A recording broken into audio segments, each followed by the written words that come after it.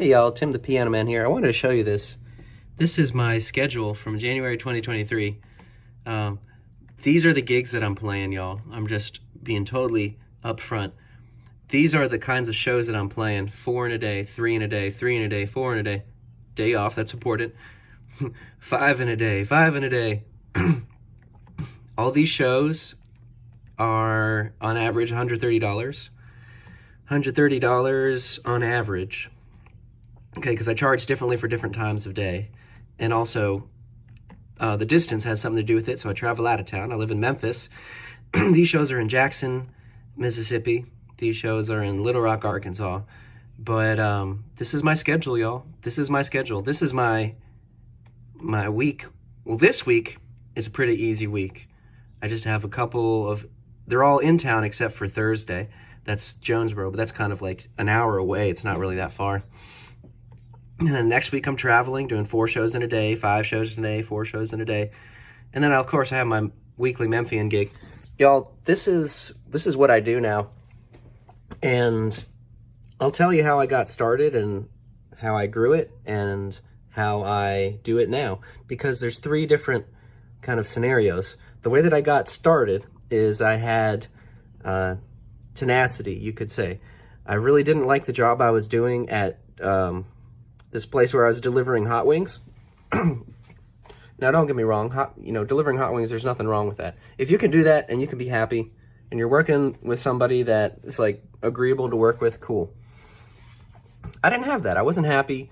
I knew that I was, I knew that I wanted to do something musical, and I didn't like the person I was working for. I mean, no offense, but if he watches this video, but I think that he could have been a better boss.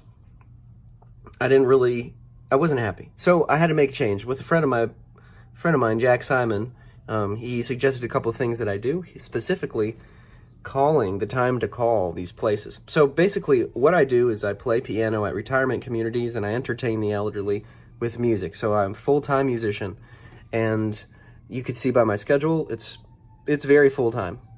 But I like it that way. I like earning good money, doing things that are valuable to a community and enriching the community, multiple communities. And it makes me feel really good. It's super rewarding, y'all. Like, if you're a musician, this is some of the most rewarding work that you can do. So not only is it emotionally rewarding, but it's also financially rewarding. And I get a lot of free time too. It's really amazing. Like, it's really cool. I think that there's some millionaires out there and some billionaires out there that wish that they could have the simplicity and the impact and the enjoyment that I have in my life right now. It's really beautiful, y'all. And here's what I did. So when I first started out, I called up places. So there's 3 different approaches that you can take. There's 3 different approaches, and I combined them all. And essentially, that's what I suggest that you do. But anyways, my buddy Jack Simon, he said, hey, you should call these places on Tuesdays and Thursdays, like at 10 a.m. I thought, well, I didn't think about that, but he's right, because 10 a.m. is usually they have their first meeting of the day. 10 a.m. they're sitting at their desk twiddling their thumbs because it's not a Monday, it's not a Friday. Monday, they don't want to do anything. Friday, they're checked out.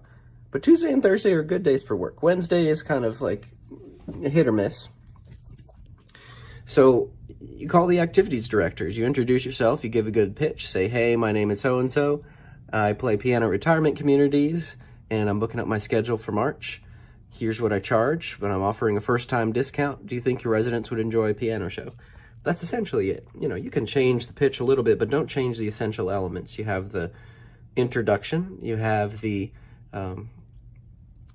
pitch, and then you have the price, and then you have the ask. The ask is, do you think your residents would enjoy a piano show? I phrase it like that because the obvious answer is yes, and I want them to start thinking of the possibility of me playing at least, and that just feels good to me. That feels good to me. Okay, what else? I just realized I think I have turmeric on my lip. I had some turmeric this morning, actually last night, and because it helps with inflammation. Oh my goodness. All right, never mind. Just ignore that for now. Sometimes I get in my head. The second way that you do this, y'all, the second way is you drive out to these communities. And this is what I did to get started. I had plenty of time on my hands.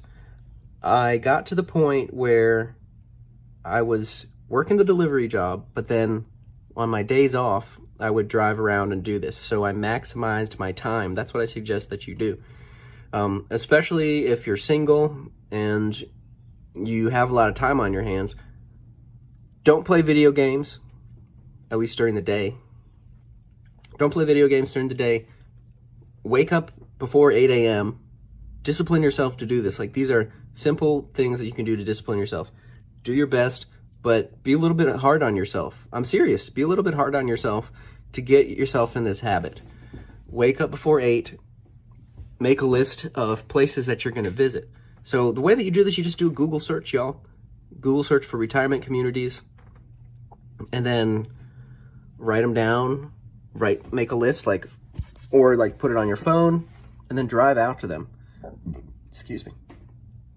So what this does is number one, you are taking further steps than 99% of the musicians out there, 99% of the entertainers out there.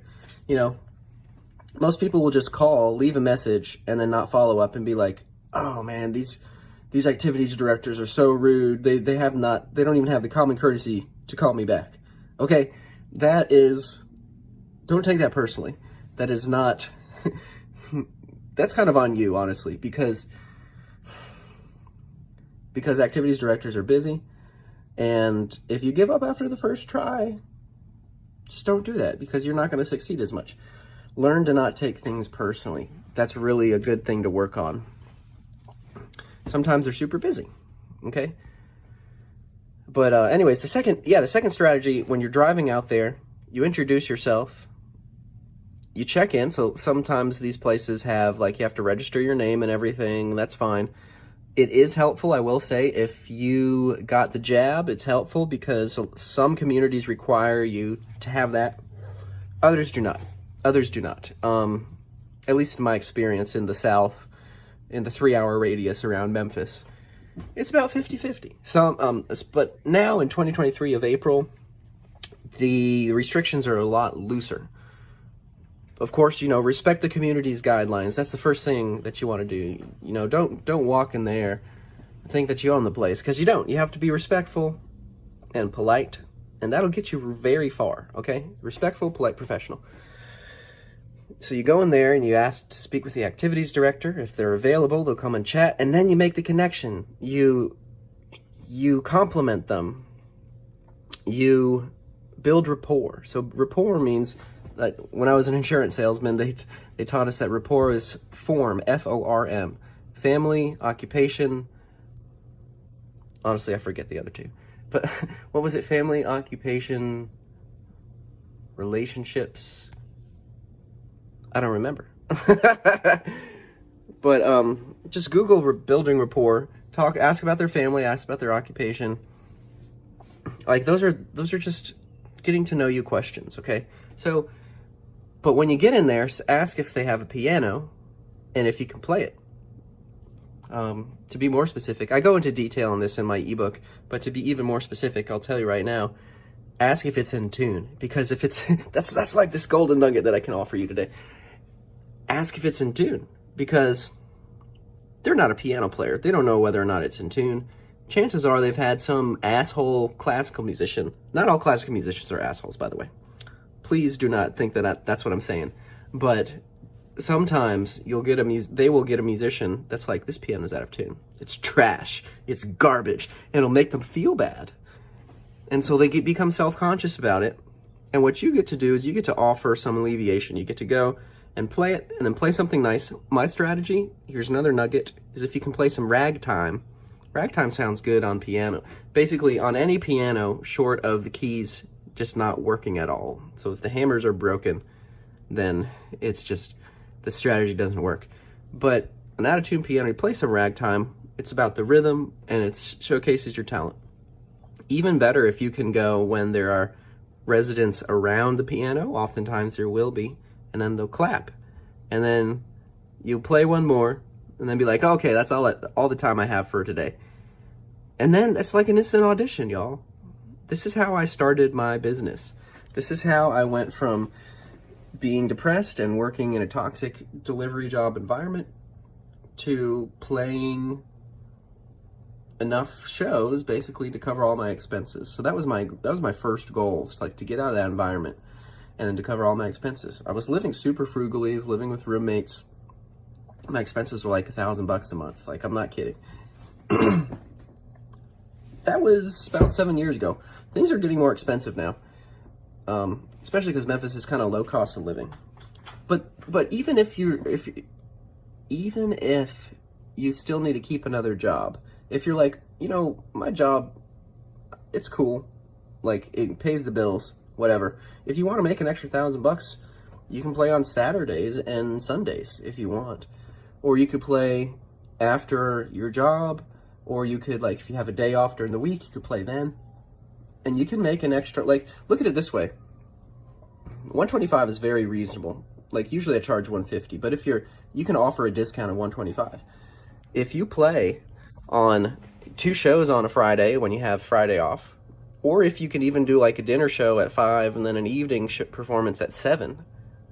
Play 5 to 6 during dinner, drive to the next show, play 7. That's just 2 hours, y'all. Like, I used to play for like 5 hours at a bar and make $30 when I was in college. Like, this is a much better deal. It's much better. If you can play 2 shows on Friday, and then you play a 10 a.m. on Saturday and a 2 p.m. on Saturday, or like a 2 p.m. and a 3:30 p.m. on Saturday, that's an extra, if you're giving them a discount, that's an extra $500. If you do that every week, this is where it gets good, y'all. If you do that every week, 500 plus 500 plus 500 plus 500, that's $2,000. Think about the difference that would make in your life. That's $2,000. $2,000 a month if you do that. It takes some work to set up. You'll have to build the relationships. You'll have to you'll have to have patience, because following up is really the name of the game. You build the relationships, you follow up, you book the gigs. But this is an easy market, y'all. They are starved for entertainment, and that sucks, but it's also your opportunity to go in there and entertain them. You don't have to be perfect at piano. I am not perfect at piano. I am good. I'm good. I'm a good piano player. I need to practice more. I need to work on my dexterity, my scales. I can't remember a jazz form to save my life, because that's just part of my brain that I did not exercise. I might be able to teach myself that now. That's why I play solos, because if I skip the B section, or if I play too many A sections, I can just go back to the B section. Y'all, it's not really ideal, honestly. I would like to have some more time to practice. I would like to have some more time to practice and work on that, and maybe even go back to school and like do a master's degree. I've been thinking about that, honestly. But for now, I need to make some money, and I need to pay my bills, and I'm saving up money too. Why not do it in a way that helps people and brings value and really makes their lives better? So here's the third way. The third way is the postcard method. There's a template in my ebook, but basically, here's what you need to include on the postcard. You need to include your name on the first part of it, seniors having fun, picture of that, picture of you playing the piano, and then part of it should say, this postcard is worth money, good for $25 off your first gig with so-and-so, the piano person. And then on the other side, just have a brief bio, okay? Now, I put my postcards in envelopes, because when you use Canva is what I use, you can get free envelopes, or like envelopes for like a very low fee. So I just do that, and I print on the envelopes. So I spend like $20 on ink with my printer. You can get this done at Kinko's. Do they even have Kinko's anymore? At the FedEx store or some other printing place. Like, and you can spend a little money if you want. It costs me, I think, like with postage, like $150 to $200, maybe $250. Okay, so that's a little bit of an investment. If you're strapped for cash, just do the drop-ins.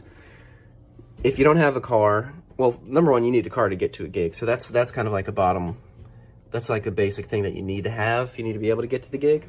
I mean, you could Uber, you know, just take it off the top. You'd still make a profit. If you spent 20 bucks on an Uber and you made $150 on the show, that's still a profit, y'all. Okay, so don't let that stop you. Oh yeah, the postcard method. So you send out these postcards. If you do it right, if you include that information and you don't change anything, don't change my postcards, y'all. These are tested. You'll get some responses. Usually I book about 5 or 6 gigs per 100 postcards I send out. So 5 or 6 gigs times 150 or times 125, because I'm offering the discount with the postcard. That's like, I don't know, like $600-700, $900 up to $900 from spending $250. Do the math. Do the math. So those are 3 methods that I use, that I teach. Go after it, get it, bring value to these communities, make some money, change your life. It changed mine. This whole process has really changed mine. So I hope that that's valuable to you and that you've enjoyed learning from my experience. That's just what I did. That's what I did. And it worked for me. It worked for me, y'all. I got this schedule. This is my April. This is today. That's what I'm doing today. 2 gigs tomorrow, 1 gig Wednesday, Thursday, 2 gigs on Friday. I have my hotel gig. Next week, I'm doing a little tour that day, staying in town that day, doing a big tour this day. This is a full day, y'all. This is a day that I eat my burritos and pack my lunch so I can eat and drive.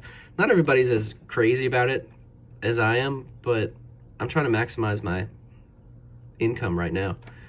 And then this is another really good day. This is a tour day. I'm really happy about this. Like, that's good. That's a good day. My May is already booked up, so I book in the first half of the month. This is a little vacation that I'm taking. This is it, y'all. This is the gig. This is the lifestyle. I love it. There's so many worse things that I could be doing. This is an incredible opportunity. Anyways, that's how I did it. That's how I did it. Hope that you enjoy this video. Let me know what you think. And stay musical, y'all.